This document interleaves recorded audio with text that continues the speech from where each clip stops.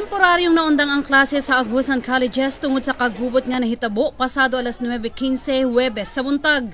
Naabtan pa sa news team nga nagbuyod ang patayng lawas sa 32 anyos nga si Lolita Mante, practice teacher sa nasangpit nga tulunghaan. Nasaksihan mismo sa mga grade 6 pupils ang insidente sa pagpamusil, diin dead on the spot ang biktima.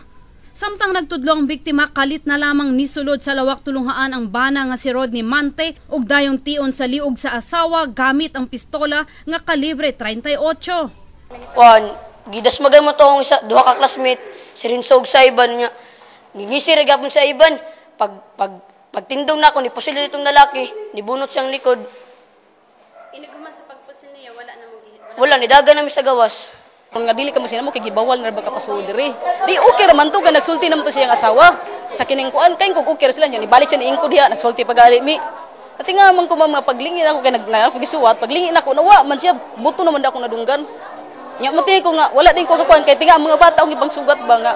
Unsa may tabo siya nga naipusil guard ana. Sumala sa inisyal nga investigasyon, nakaangkon og tulo ka mga samad pinusilan ang biktima. Panagbingkil og selos ang gitudlong motibo sa pagpatay. Initial investigation natin is more on quarrel, misunderstanding between husband and wife. Dayong nasikop sa kapulisan ang sospek. Apan alang kang Mante, wala siya nagmahay sa iyang gibuhat. Wala ko nagmahay, ma'am. Kay por dilibot pasabot nga gibuhaton na ako tungod ka wakoy gugma siya. Gibuhaton na ako, kay gusto na ako di na siya maka-explore kadautan diri sa kuan, ma'am.